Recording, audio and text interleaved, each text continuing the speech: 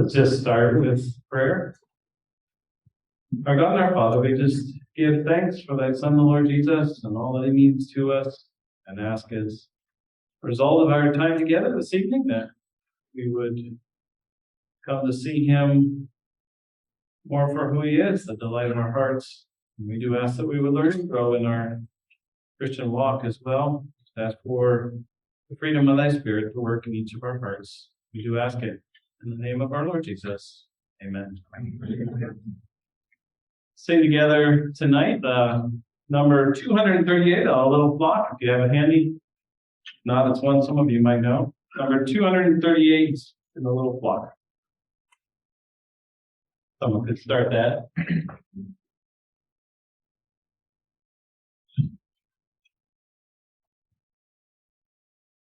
Our shepherd is the Lord, the living Lord who died.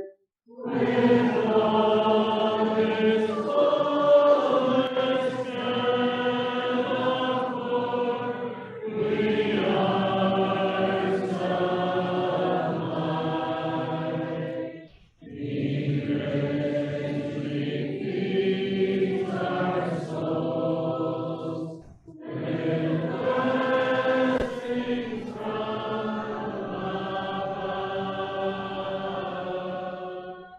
and leads us where the river rolls of endless love. Our souls seek God restore, and keeps us in his way.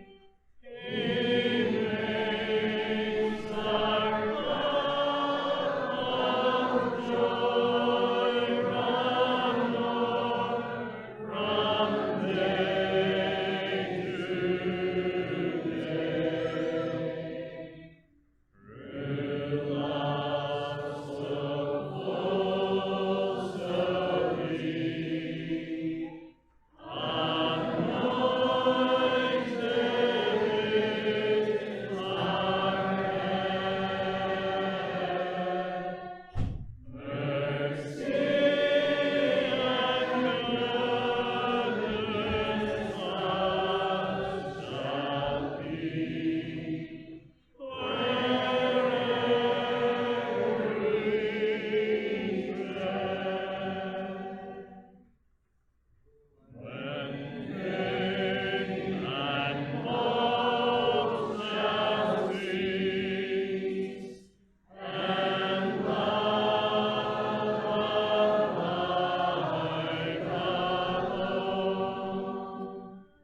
then shall we seek him face to face, and know as known. Still shall we lift our voice, his praise our song shall be, and we shall in his love rejoice. Whose let us free.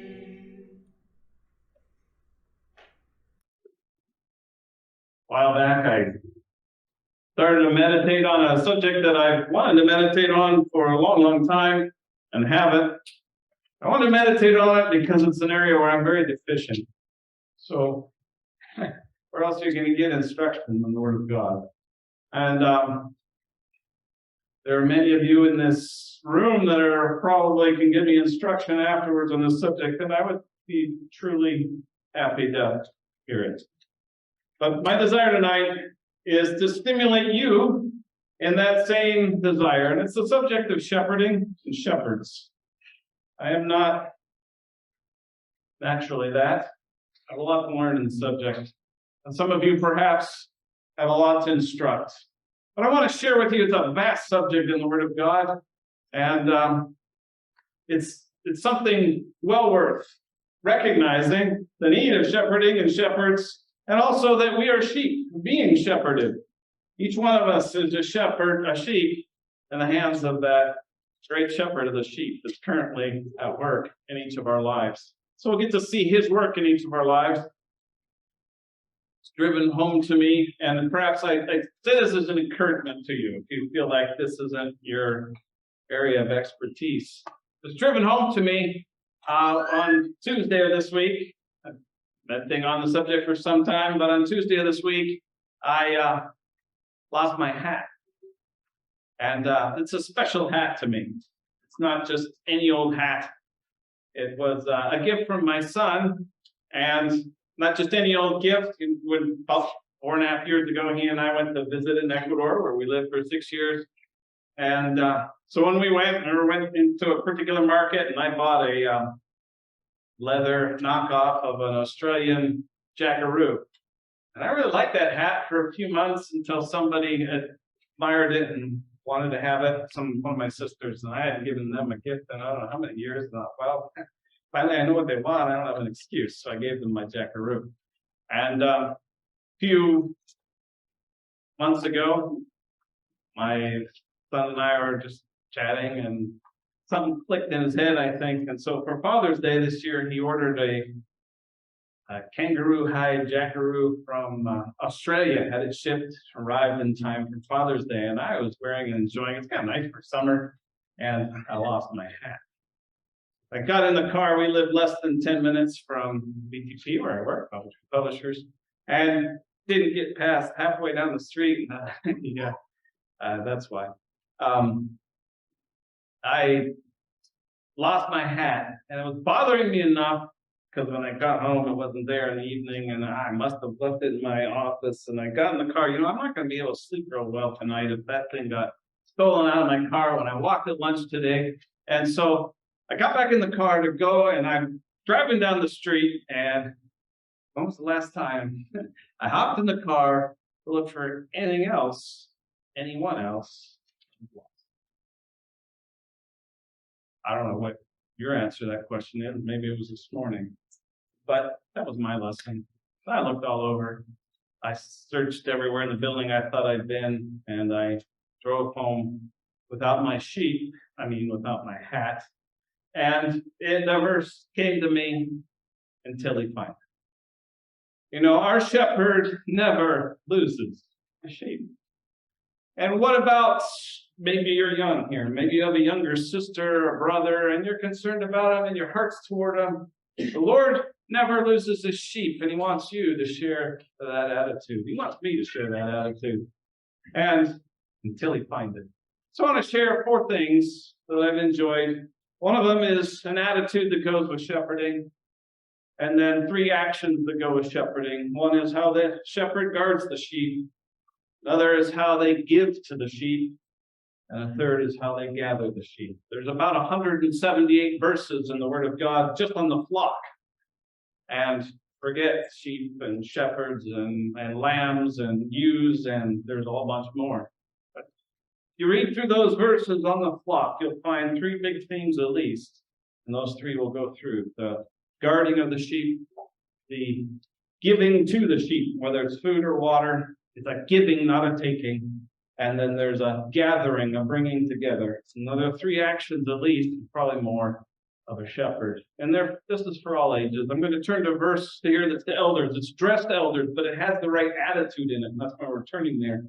I'm not encouraging you to take up a gift the Spirit of God hasn't given. In Acts 20, it says to the Ephesian elders that whom the Holy Spirit has put in that place of leadership. That's not my burden here this evening. It's that attitude and that heart of our shepherd in each one of us toward the ones in our path. Maybe it's your children. You're a father and a mother. You've got at least a few sheep, lambs in your home. Maybe it's your brother and sister. Maybe it's another one in the assembly where you come from. But that attitude of a shepherd is what's on my heart. So let's look at it in 1 Peter 5. I think it's captured there beautifully. 1 Peter 5. This was the straying sheep. They've got a job of taking care of sheep, and the Lord gave them that commission. So clearly he had that gift and that service, and he writes about it here, but he brings in a key point. And 1 Peter chapter 5 and verse 2, feed the flock of God, which is among you. I'll pause there. Feed the flock of God. That verb is one that suggests that this should be characteristic of you. Sir Darby's translation talks about shepherd. But it's what should be characteristic. It's what you should be saturated with. And I would just suggest that each one of us can be saturated, maybe not with this specific work, but with the attitude of love one for another, the attitude of a care for the person next to you. You know, I was spoken to in my conscience despite a lot of time reading verses and meditating on them. When was the last time you went out at night after a lost sheep? You'll go out after a lost hat. Will you go out after a lost sheep? And this attitude is one that isn't acquired in an evening. And so if you're younger, this attitude is an attitude acquired over a lifetime. And it says, which is among you. You know, it's pretty fascinating. If you look at shepherds and flocks and so on in the scriptures, you would think that the dominant thought would be guiding and leading. I'll give you a question you can tell me later. How many people in the Old Testament does it say led God's flock? I'll give you two that I don't believe it ever says led the flock of God, but says they followed it. And we're going to go through one. One is David. We won't go through it, but Amos is the other one. They followed the flock of God. And I believe there are only two that it says led. Notice right here that the flock of God, and there's an attitude, which is among you. So that attitude that's involved in shepherding appears to be not lording it over what belongs to you, but that those sheep that are among you, that are next to you, the ones that are by you, the ones that belong to God. It's God's flock. It says in the beginning, the part we read, the flock of God. Feed the flock of God. If your heart is close to the Lord, if my heart is close to the Lord, I'm going to care for what he cares for, who he cares for, and what belongs to him. And the lambs and the sheep that belong to him are where my heart is going to go out. There's more to the attitude in verse 5. Likewise, ye younger, submit yourselves unto the elder. Yea, all of you, be subject one to another, and be clothed with humility. For God resisteth the proud, and giveth grace to the humble. Then it says, humble yourselves therefore under the mighty hand of God, that he may exalt you in due time. We'll look at it if there's time later on. Humble yourselves therefore under the mighty hand of God. If you don't believe this means you did something wrong, and God just had your tires blow out on the road, and you swerved into the ditch, and the front end of your car is crumpled. God's speaking to you. You better not be so proud. That's not what this means. It's not the trials and the difficulties and the tribulations of life being used to bring humility to a person who's not. I believe that the humble yourselves, therefore, under the mighty hand of God, the sense of it is this. It's like David. David sat out on the hills, the Judean hills, as a shepherd.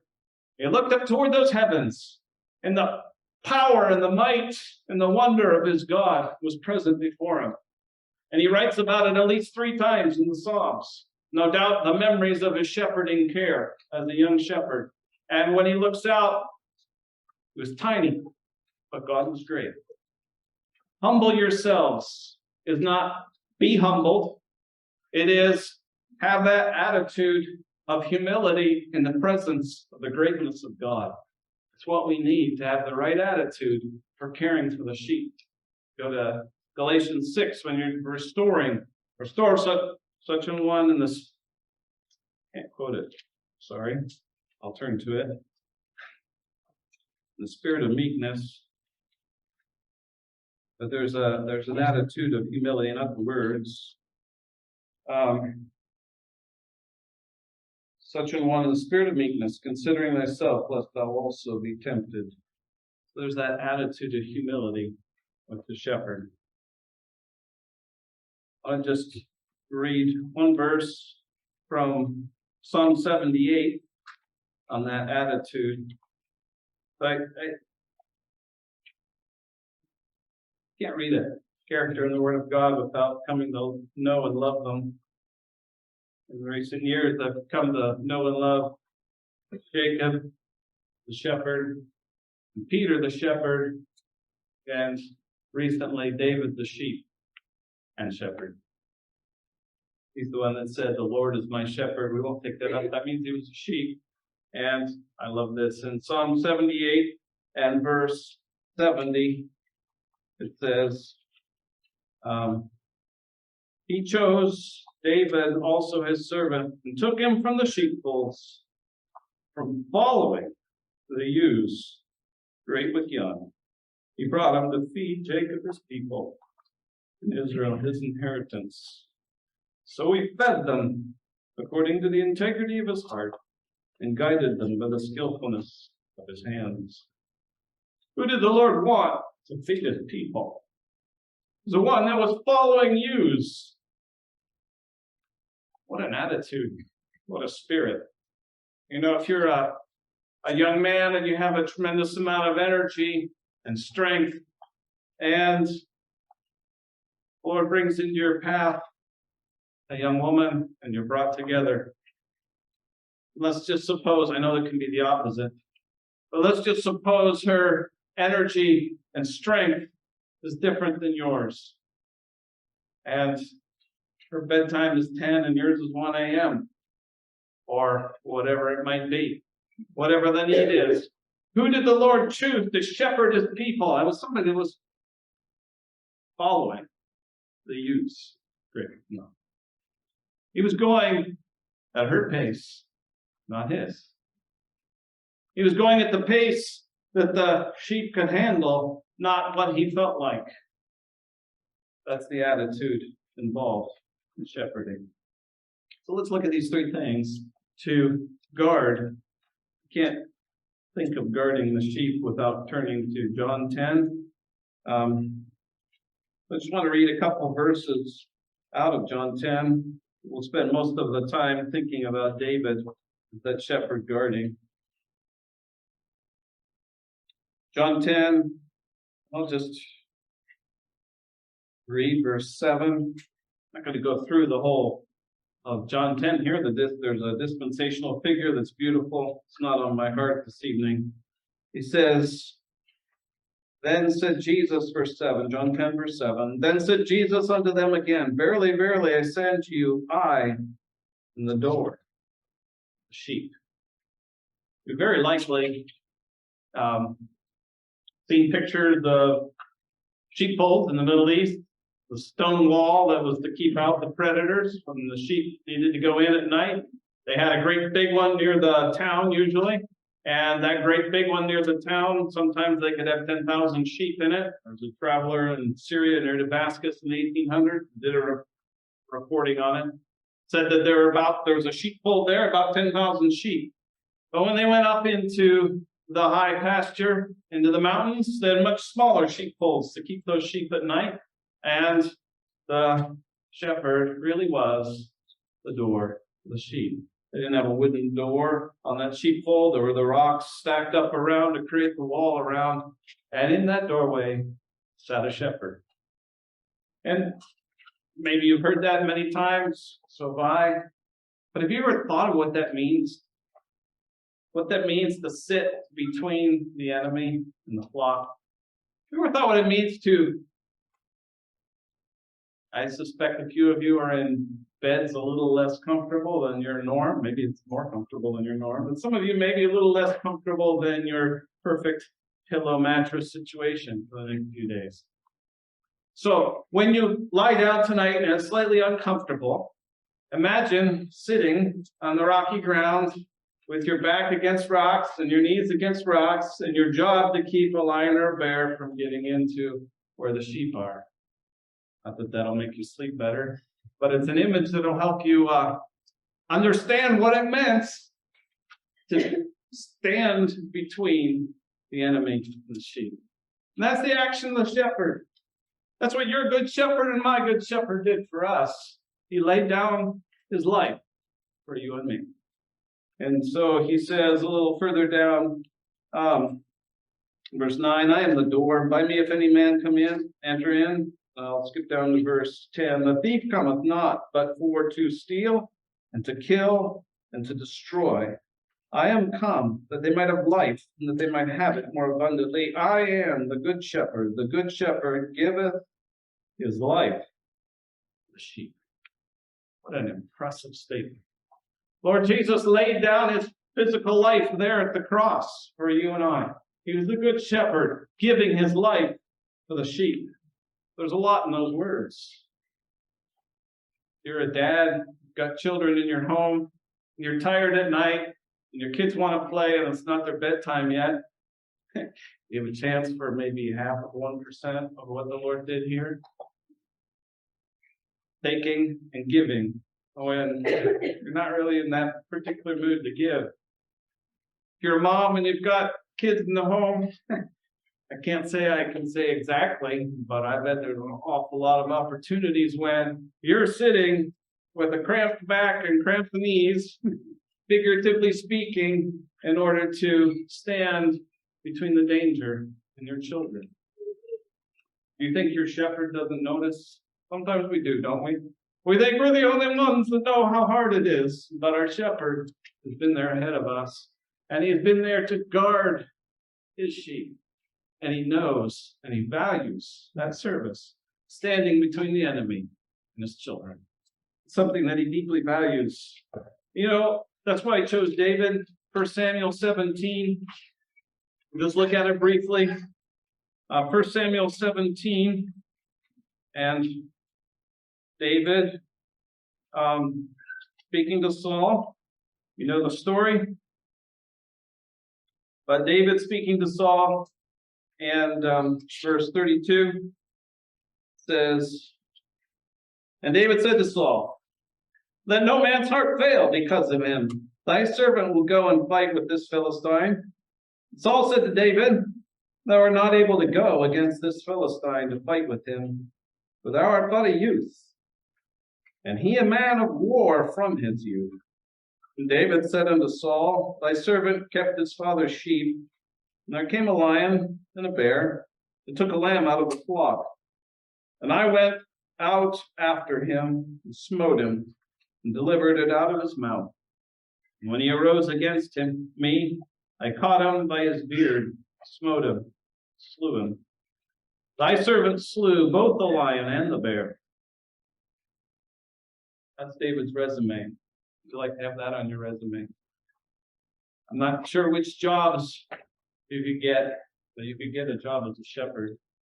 And, you know, there was a lion and a bear. I don't believe this was one incident. I believe if you look at the wording carefully and a variety of translations, you get the sense that this was when the lion came or the bear came, and this kind of thing happened more than once, probably many times. And you know, if you have the care and you have a love for one of God's children, maybe it's one of the children he's entrusted to you in your home, and maybe it's that brother or sister or the young person in the assembly.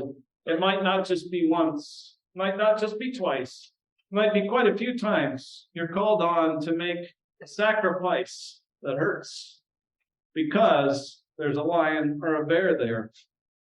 But God recorded David's sacrifice and he valued it. And he records everything and values it when it's done for him. It may be that others don't notice or don't really care, but God does. And he sees it and he values it when we stand between his sheep and that threat, whatever it might be. It was also pretty personal, wasn't it? Because David was an expert with the sling, right? And with my non-shepherd's heart, I have imagined Well, if that were me, I think I'd try to knock at least, use the David with Goliath method. That sounds a little better, doesn't it? Hit it in the head, then go over and chop off the head.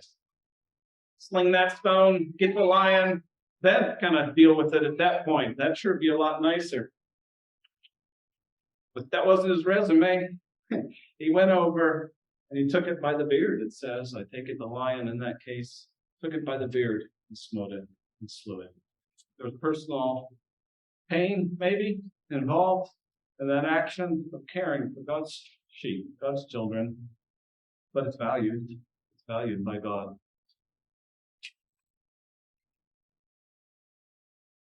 Won't be the time to go through it. So I'm going to give you something to look back on if you feel like it at some point. David seems to have grown, learned all kinds of lessons up until he became king. And when he became king, all the way up until Nathan came to him and spoke to him about his sin with Bathsheba and Uriah, there's a mixture. And you and I are a mixture.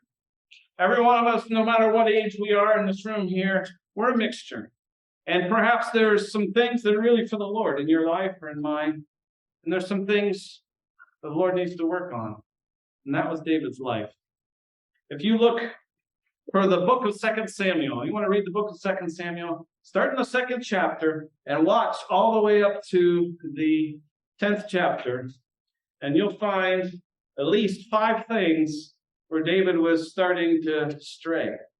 Remember, he says, the Lord is my shepherd. David knew he was a sheep by the time he wrote those words. And I think he was reflecting on some of these things. There's multiple. There's at least 5 passages, perhaps at least 3 things. And you'll watch that of those 3 things, the last 4 chapters of the book, the Lord solves all of them. It's beautiful. When you look at it, the Lord brought his sheep back on this one, and he brought his sheep back on that one, and he brought his sheep back on the other one. We're only going to look at one of those 3 things. The other 2 you can look at. There's at least 5 passages that do the build-up, but the Lord brought his sheep back. He goes till he finds it. That's the attitude of our shepherd. And he brings him back. It's beautiful with David. And then there's an explosion of joy at the end of his life. But this guarding of the sheep, I'll turn and, we'll look at just a piece of it. I think in 2 Samuel chapter 12, that's where Nathan comes to speak to David's conscience. And you get that beautiful Psalm 51, but Psalm 51 wasn't the end of David's journey. It's a fantastic beginning to it. But he had all kinds of lessons that the Lord brings together and solves by the end of his life. But 2 Samuel chapter 12, I just want you to notice the figure the Lord sent to David. And in the interest of time, we'll only read a couple verses out of it. Verse 3. 2 Samuel 12, verse 3. But the poor man had nothing save one little ewe lamb, which he had bought and nourished up, and it grew up together with him and with his children. It did eat of his own meat, drank of his own cup, and lay in his bosom, and was unto him as a daughter. And stop there. That's what David took. David, as a shepherd, was chosen by God because he followed the ewes, the lambs. He had that care for the ones that needed him. And he was willing to go at their pace and follow them, caring for them the whole way. A ewe that's pregnant, apparently, needs about 3 times as much water as a ewe as a sheep. A sheep might need about 1.5 gallons of water every day to drink. A ewe with young ones needs about 5 gallons a day. And those are the ones that David cared for. 3 times as much work to draw the water if you have to draw it from the well in Bethlehem where they loved the water. If he had to draw that water, I don't know. But if he drew it from there, it was 3 times as much work, and it didn't matter because he cared for those sheep. And that's why the Lord took him. And when he became king, he forgot it. Somewhere along the way, David forgot it. And maybe you're a father or a mother, or maybe you're an older brother or sister, and you have a few more privileges than the others that you're caring for and that you have to care for. And it's a slow slide sometimes. And I believe it was a slow slide in David's life, and not without a mixture of wonderful things, wonderful actions and grace. But there was a slow slide, and he got from the point where he followed those ewes to where he took the little ewe that was the only one the poor man had. They raised them as pets. Apparently they still do. They raised one as a pet. And this one was precious. It wasn't for wool. It wasn't for milk. It was the precious pet of its owner. And David went and took something precious. He took it for himself. David's sin with Bathsheba didn't start when he was walking on the rooftop and he looked out. He saw Bathsheba.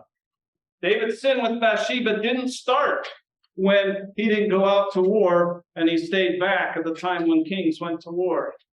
David's difficulties began a long time before that, when David started to be the one who took some things instead of gave to his sheep. Instead of guarding them, he took. Would have been so hard. Every king around was different. Saul before had been different. But David started to take.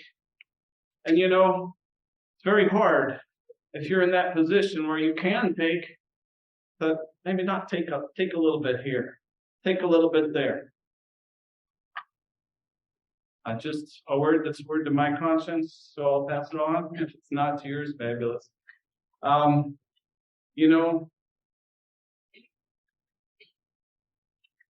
good things. One of mine is I enjoy that last hour or so of my day, and because I get that opportunity to read and to pray and to have a slow heading off bed. And when somebody comes to me with something they want to talk about, and something on their heart, and needs to be talked about, takes a conscious pause, a conscious thought that yes, that's what we're going to do. Because there might be a sheep or a lamb needs something. Can even be not to the full neglect, not to never having your time with the Lord, you have to have it. But I mean, when you're choosing it because, boy, I just enjoy this, versus, Lord's calling me to something at the moment that I need to spend on it. That is the kind of attitude, writ large, that grew in David's life. But he had a shepherd. He had a fabulous shepherd. That shepherd brought him back. I just love the end of this book. And I won't go through the other ones, but I want to read you this verse. I just so enjoyed it when I saw it, especially because I believe it's here morally. The last chapter of 2 Samuel isn't necessarily chronological. In fact, the last 4 chapters aren't necessarily chronological. So it had a moral reason for God putting it here.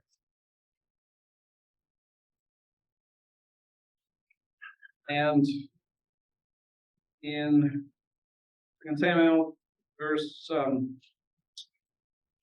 14, David sinned in numbering the people. The judgment of God has come. The destroying angel is there. Watch these words. And David said unto Gad, I am in a great strait.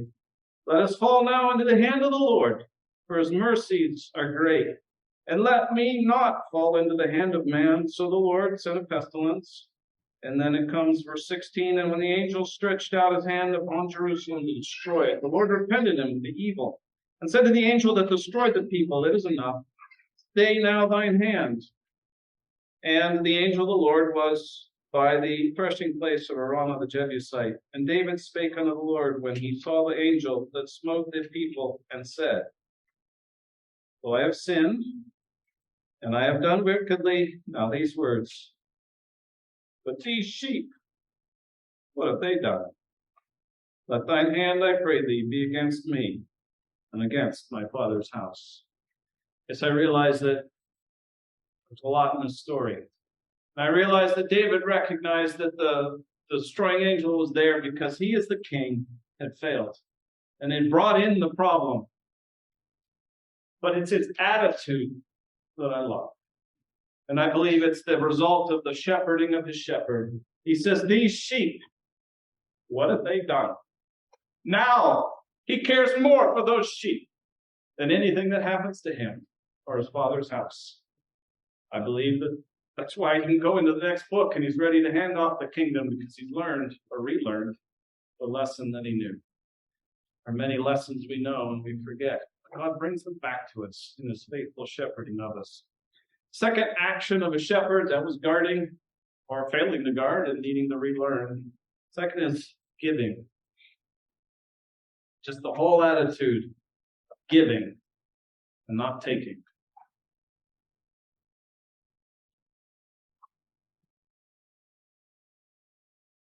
I don't know how to say this so that it doesn't get misinterpreted. You won't get upset. But I'll try it. Can you think of anywhere in the Word of God where sheep shearing has a good connotation? The reason why I introduced it as I did is there's nothing wrong with wool, right?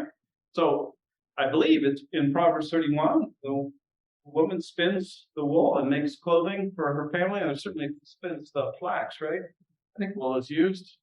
There was wool, was there not, in some of the, there's certainly goat's hair in the tabernacle. But sheep shearing. As a sheep before a shears is dumb, that wasn't the best context for sheep shearing. Amnon. Let's see. Absalom. Absalom, he organized a sheep shearing so that he could murder his brother Amnon. Not the best context. Judah went down to shear his sheep, and he had a little moral difficulty. See, there's at least one more with the sheep shearing. Oh yes, Nabal. Nabal was organizing a big party for his sheep shearing, and that didn't go very well either, did it? I think it's a figure. There's nothing wrong with sheep shearing. Sheep apparently in summer they need to lose their wool, otherwise they get too hot. There's a lot of good reasons for it. But I think, at least in general in the scriptures, sheep shearing has a negative connotation because that's the shepherd taking from the sheep. You'll find it in Ezekiel 34 as well. We're not going to touch on that chapter tonight. It's a fantastic chapter on shepherding. Sheep, you're taking their wool. There, I think it doesn't use shearing. It says taking the wool or something like that in Ezekiel 34. Why? Because the shepherd in God's book is there to give to the sheep, not to take from the sheep. The sheep aren't there for you to feed on them or me to feed on them. They're there to be given to. And again, in this attitude of giving to the sheep, there's so many verses. The Word of God is packed with it. Let's just look at one beautiful one. This is the Lord, the shepherd, in Isaiah chapter 40. And this is the shepherd giving to his sheep, the spirit of it. Dispensational figure again, the Messiah regathering the scattered tribes. But in Isaiah chapter 40 and verse 11, it says, he shall feed his flock like a shepherd. Shall gather the lambs with his arm and carry them in his bosom, and shall gently lead those that are with young. There it is again. There's that tender, loving, giving care. Can you imagine walking along carrying a sheep in his arms? This isn't even on the shoulders. I've carried my son when he was young on my shoulders, and that was kind of fun. I enjoyed it. He wasn't very safe. I fell flat on my face once, tripped right over the curb and hit the ground with him on my shoulders. Not the best shepherd. But the Lord doesn't trip like that. And in this figure, he's carrying them in his arms, not even on his shoulders. Beautiful. And maybe because it's the lamb, but he says, carry them in his bosom. It's close to his heart. And shall gently lead those that are with young. with measured the waters in the hollow of his hand, and it goes on, and it gives those figures. And if you had time to look at them, if you go back and read them, I'd suggest the next few verses. The spirit of humility. Here is my shepherd. He's the one, the nations, they're the Gentile nations, they're a drop in the bucket. They're nothing. He's got that power that's his. And what's he doing with it? He's holding me in his arms. He's got that power, and what's he doing? He's giving to me. In the first part of that verse, he shall feed his flock. He shall feed his flock. He's giving them what they need. He's giving them to eat. See, Moses, when Moses came to his father-in-law, when he came to his father-in-law in Exodus 2, maybe I can't quote it, I better read it. In Exodus chapter 2, this is Moses up to this point. He'd learned in the school of Egypt. He learned a lot. He hadn't learned shepherding. They didn't teach that. They didn't believe in shepherding. So what he learned in the schools of the Egyptians, the shepherds were supposed to be down in Goshen because the Egyptians didn't like shepherds. And so that's where Jacob went when he came down with his family. So Moses didn't learn shepherding in the court of Pharaoh. What's the first thing he does when he flees? He arrives. Exodus 2. He arrives. What's the first lesson? This is apparently kindergarten shepherding. Maybe it's preschool shepherding. I don't know. First step anyway. Exodus 2 and verse 16. The priest of Midian had 7 daughters, and they came and drew water and filled the troughs to water their father's flock. And the shepherds came and drove them away. Not very nice shepherds in that area. But Moses stood up and helped them and watered their flock. First step. He guards and he gives. He waters their flock. Jacob, when he meets Rachel, what's the first thing he does? He waters the flock. What do we read of the Lord doing? Feeding, giving to them. What does David write about in Psalm 23? Well, there's those good pastures and there's those still waters. He feeds and he waters. Got another homework assignment for you. What's the difference? I have the answer key to the first homework assignment. I don't have an answer key to this one. So when you find the answer, give it to me.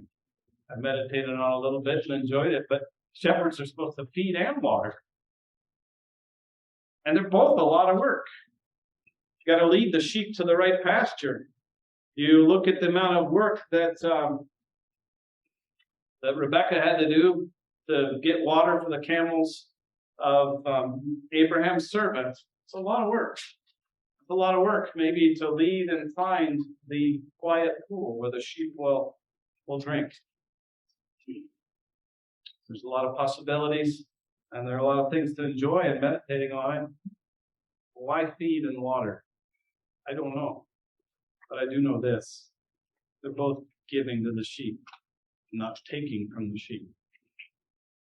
So let's go to 1 Samuel 17. And I think a key to giving to the sheep and not taking from the sheep is found in David's life at the very beginning of it. I think it's a figure anyway. And again, in 1 Samuel 17.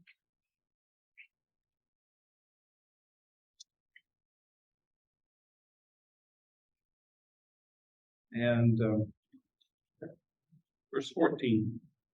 Samuel 17 and verse 14. David was the youngest. Now notice this. The 3 eldest followed Saul. 8 children. The 3 oldest followed Saul. But David went, returned from Saul to feed his father's sheep. Just suggest this. I've enjoyed it and meditating on it anyway. Saul is figured sometimes of the Antichrist in the scriptures. He's also a figure of the flesh. And the 3 older brothers were a long way from the sheep. They had a bunch of ideas about how David should be with the sheep, but they were a long way away. And it says specifically, it could say they were with the army. It could say that we were there for the battle, but it doesn't. The Spirit of God chose to say they followed Saul. And he could say that David left following Saul, and he came back to feed the sheep. I'm sorry, it could say that David left the battlefield, left his brothers, left whatever to feed the sheep, but it doesn't. It says, return from Saul, feed his father's sheep. And I would suggest, just as a practical application at least, maybe there's others, that if you want to feed God's people, water God's people, give to God's people, there's no room for the flesh. There's no room, there's no place, there's no opportunity for the flesh. The flesh doesn't like sitting in doorways at night, being a wall, so that there's none that can attack the sheep. Doesn't like getting up to give when it could take. And so, in order for David to feed the sheep, he had to leave, and figure at least, return from Saul to feed. And if we're to feed whatever sheep the Lord puts around us, whether we're a shepherd with that specific gift, or whether it's the children in our family or those near us in our home or assembly, it's going to be, if the flesh doesn't get any place, we return from it to feed. Giving, there's one more. Make this suggestion too, because it's beautiful. If you read just 1st and 2nd Samuel, they're the books that express the responsibility David had. You'll see a lot of failure mixed in with a lot of grace and a lot of learning.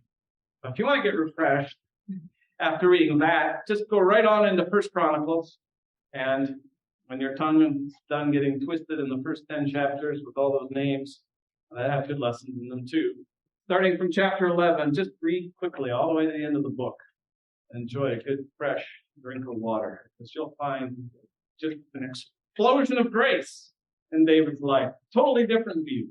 A view that God has of his sheep when he's done. And a lot of that end of that book is the end of David's life. Maybe the last few weeks, months, I don't know. But it's the end of his life, and God's work is done, and God's delighted with it. And he's at work in you. And he's at work in me. And he's a shepherd that's so faithful. He's just with you every single step of the way. It's just like Jacob at the end of Jacob's life. Jacob says, I can't quote it. I love the verse, but I can't quote it. So I'm going to have to turn to it if somebody can help me. The one that speaks of one that shepherded me all my life long until this day.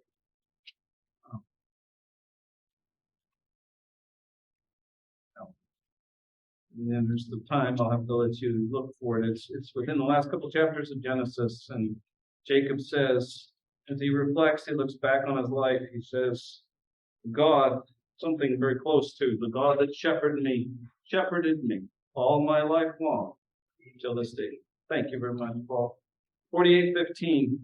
He blessed Joseph and said, God, before whom my fathers Abraham and Isaac did walk, the God which fed me all my life long unto this day. Fabulous. That's the end of his life, a life spent as a physical shepherd, but as a sheep, realizing that he's a sheep. David at the end of his life, beautiful. Just read those last chapters of 1 Chronicles and just enjoy. There's almost no failure in any of those chapters. There's 2 verses on what 1 Samuel takes the whole chapter on. But just a couple verses here with David learning to give.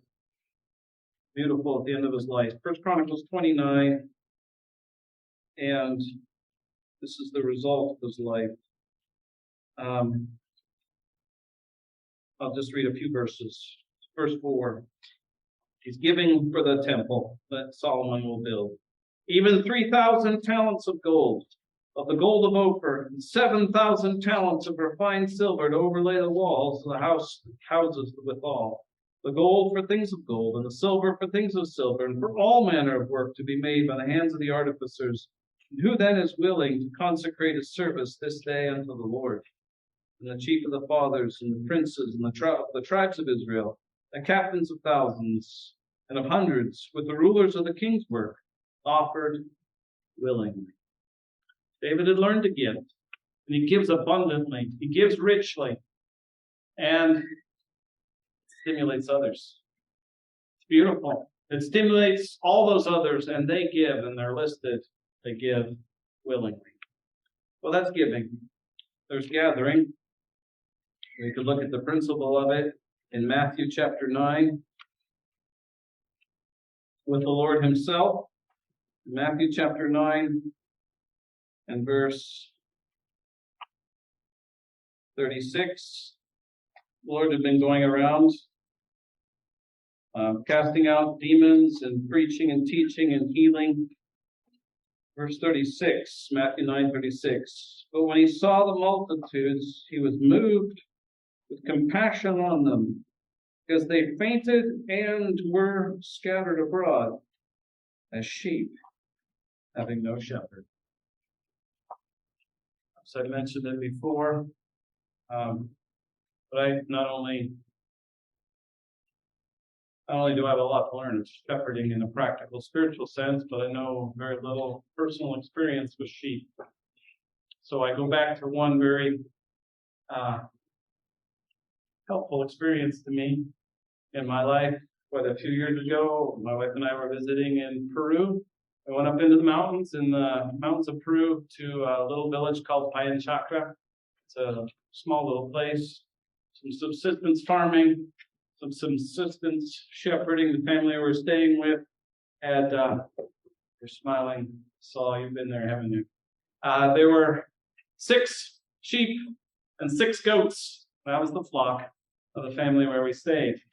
And when we got there and we left our things at the house and Dad wasn't there, he was off shepherding his sheep. So we went to find him. And we walked out the road and down past and over the stream, and the brother was with me, saw him out across the field there. And he only had 12 sheep and goats together total. And he came over the road and he had a big smile. He was glad to greet us and didn't seem at all interested in what we had to say. That's what I thought. He didn't seem at all interested because, he just we'd listen a little bit and he'd kind of look away from us, and he'd listen a little bit and he'd look away from us. And finally, Mr. Slow here kicked in. He was making sure his sheep didn't get scattered. He was constantly looking where his sheep were. I don't know if there are predators there. He told me later, Saul, but as far as I know, the danger there is falling over a cliff, falling on all the rocks everywhere. There's the stream. There's a lot of dangers, at least. And there's the chance of getting dispersed and scattered. And that good shepherd had his eye on his sheep constant, that they wouldn't get scattered. He constantly wanted to, in fact, he left us a couple times to go over and draw them back together.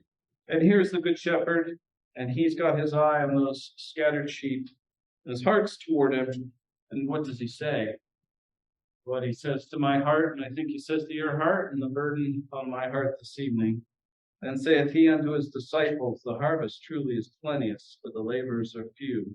Pray therefore the Lord of the harvest that he will send forth laborers into his harvest. I know that this is, he's among his people, Israel. I just want to apply it here, not in the normal way of applying it in the gospel, and going out with the gospel, but applying it with the heart for his own people, the shepherds. I want to turn, there's a lesson in scattering, and I'll just give it in words. Remember what happened after David's sin?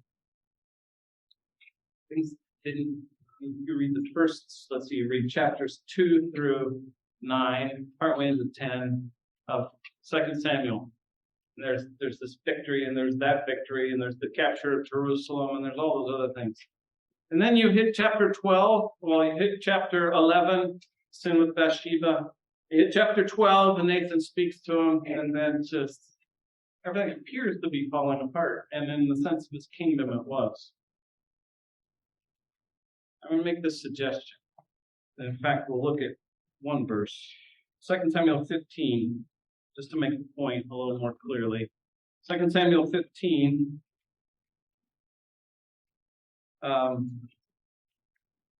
and verse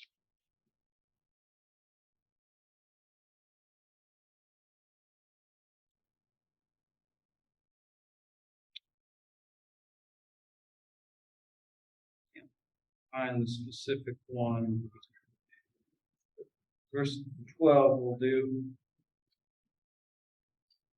And Absalom sent for Ahithophel the Gilonite, David's counselor, from his city, even from Gilo, while he offered sacrifices, and the conspiracy was strong, and the people increased continually with Absalom. And from that point forward, you get a mess until Absalom dies, and then everybody's scattered. David's on the wrong side of the Jordan. People are scattered. And the shepherd is ready to gather them all back together. Because there's a work that's been done in a lot of hearts. But I want to make this point. Absalom was all about Absalom. And that's what scattered. David began and ended as one who loved God's sheep. And that's how they're gathered. The gathering of others isn't an effort so much of our own will. It's a sharing of the heart of the shepherd. And where we put ourselves first, it's going to automatically lead to scattering of God's flock. When our interests are after ourselves, when we're like Absalom, where you could pick just about anything in his life and you would find an example of pride, an example of self-interest, that's what leads to scattering. If it's a small little thing, it has the effect of scattering. If it has God's sheep at its heart, it's going to lead to gathering. It's going to lead to the bringing together of God's people. The bringing together of your family, if you're a parent in the family. The bringing together of brothers and sisters, if you're a brother or sister. And that's the context in which you can have a shepherd's heart. Look what happens with David. In 1 Chronicles 29, again, it's beautiful, well worth reading the whole book of 1 Chronicles. Read it quickly to get the flavor and slowly for the detail. But in 1 Chronicles 29 again, here is the gathering that was the result of the end of David's life. Just read a few verses. Verse 20. And David said to all the congregation, "Now bless the Lord your God." And all the congregation blessed the Lord God of their fathers, and bowed down their heads and worshipped the Lord and the king. And they sacrificed sacrifices unto the Lord, and offered burnt offerings unto the Lord on the morrow after that day, even 1,000 bullocks, 1,000 rams, and 1,000 lambs, with their drink offerings and sacrifices in abundance for all Israel. Just to show that it's the end of David's life, the next verse says, "And did eat and drink before the Lord on that day with great gladness. And they made Solomon the son of David king the second time, and anointed him unto the Lord to be the chief governor." It's the end of David's life. The Lord is my shepherd. He's been gathered back. What's the effect that flows from his life? It's got the people around him gathered back. And what are they doing? They're worshiping. They're worshiping the Lord together. That's the proper end result of any work of shepherding.